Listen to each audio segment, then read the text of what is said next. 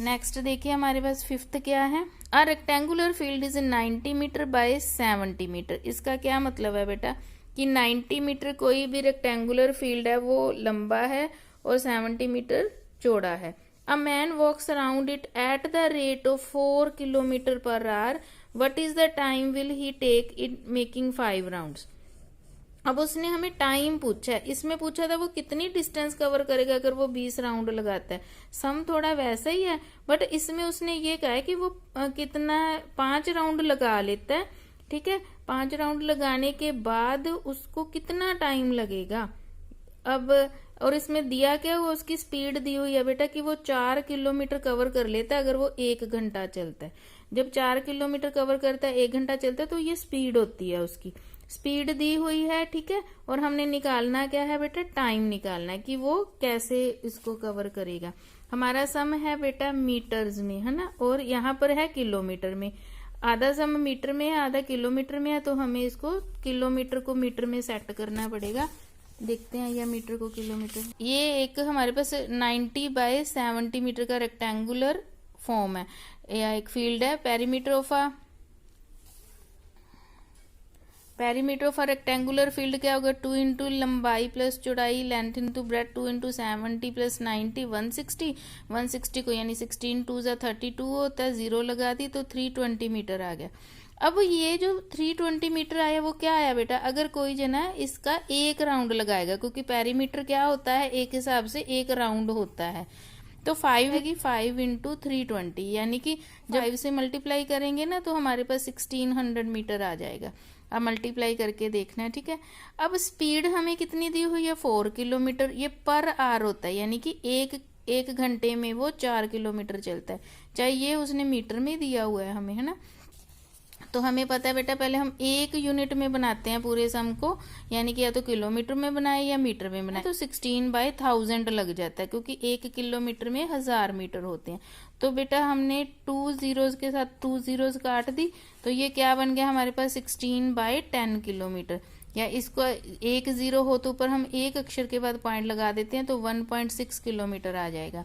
तो स्पीड हमें पता है, डिस्टेंस हमें पता है, टाइम निकालना है।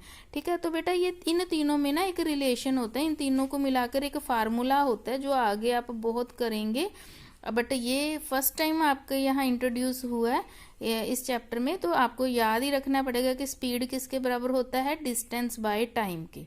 स्पीड किसके बराबर होता है, डिस्टेंस बाय टाइम के। तो बस हमने इस फार्मूलाज में पुट कर देना बेटा, स्पीड कितनी है हमारी 4, डिस्टेंस कितना बेटा 1.6, क्योंकि हमने किलोमीटर में, और टाइम हमने फाइंड आउट करना है। तो टाइम इधर आ जाएगा बेटा, इंटरचेंज हो गया, और 4 हम नीचे ले आए, तो इस पॉइंट को हटा के हमने 10 लगा लिया। ठीक है, तो 4 4 जा 16 होता है, 4/10 आवर्स आ गए हमारे पास, क्योंकि किलोमीटर पर आवर में थी ना स्पीड। तो अब आवर्स को हमने मिनट में चेंज करना है, हमें पता है 1 घंटे में कितने मिनट होते हैं 60, तो हमने 60 में मल्टीप्लाई कर देंगे तो सम मिनट्स में हो जाएगा। तो हमने इसे 0 से 0 किया, 6 4 जा कितना आ गया 24, तो हमारे पास टाइम कितना आ गया 24, यानी वो इसके अराउंड 5 राउंड लगाता है तो उसको 24 मिनट लगेंगे।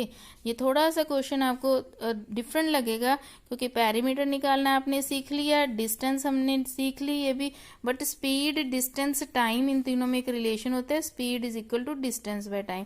जस्ट हमने उसमें फिल किया, बाकी आधा सम मीटर में था बेटा, आधा किलोमीटर में, इसलिए हमें मीटर को किलोमीटर में चेंज करना पड़ा। ओके, अब नेक्स्ट सम हम करते हैं बेटा। नेक्स्ट सम करते हैं, ये है हमारे पास, find the perimeter of a rectangle whose length is 70 metre and breadth is 30। बेटा जिसकी लेंथ और ब्रेथ पता है, पेरीमीटर का सीधा फार्मूला पुट करेंगे, 2 इंटू लेंथ प्लस ब्रेथ, ये आंसर आ जाएगा। ठीक है, नेक्स्ट बेटा ये जो 7th एंड 10th सम है, इसका फर्स्ट पार्ट करेंगे और ये करेंगे, these are related to square, क्योंकि हमने स्क्वायर के भी फार्मूले किए थे, 2 सम हमारे स्क्वायर के हैं। ठीक है, अभी तक रेक्टेंगुलर डिस्कस कर रहे थे, हम स्क्वायर के कर रहे हैं। 7th सम क्या बेटा, piece of wire is 96 centimetre long, what will be the length of each side if the string is used to form a square. अगर हमने स्क्वायर बनानी है इस 96 सेंटीमीटर लॉन्ग वायर से, तो हमारे पास हर एक साइड की लेंथ कितनी होगी। देखिए बेटा, अब देखिए हमारे पास क्या है कि अगर हम ए से बी सी डी ई, मेरे पास एक लंबी तार थी, ठीक है, तार थी और उसको मैंने ऐसे 4 भागों में ऐसे बांट लिया, ठीक है, इसको बना के 4 तरफ से ऐसे फोल्ड ऐसे किया तो मैंने क्या बना लिया, इसका एक स्क्वायर बना लिया, ठीक है। 96 मीटर को जो थी हमारे पास उसका मैंने क्या बना लिया, एक स्क्वायर बना लिया।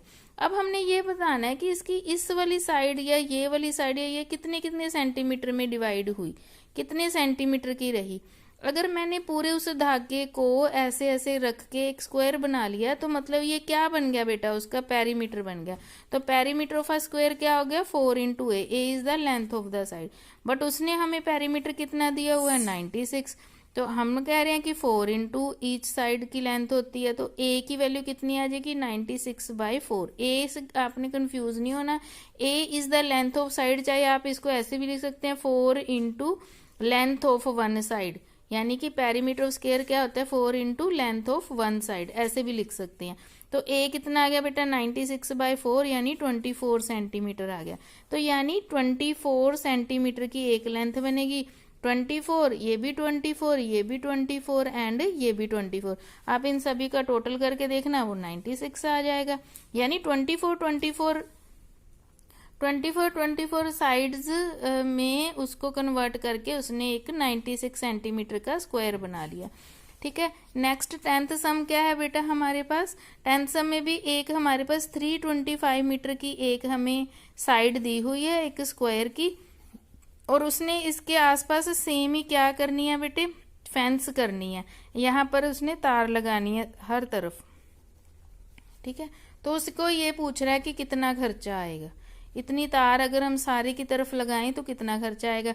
मतलब हमें पहले पेरीमीटर तो पता होना चाहिए ना, तो पेरीमीटर ऑफ पार्क क्या आ जाएगा, 4 इंटू, चाहे इसको ए भी लिख दें चाहे लिख दें length of one side, one side की कितनी है 325। जब हम 325 को बेटा 4 से मल्टीप्लाई करेंगे तो 1300 मीटर आ जाएगा, ठीक है।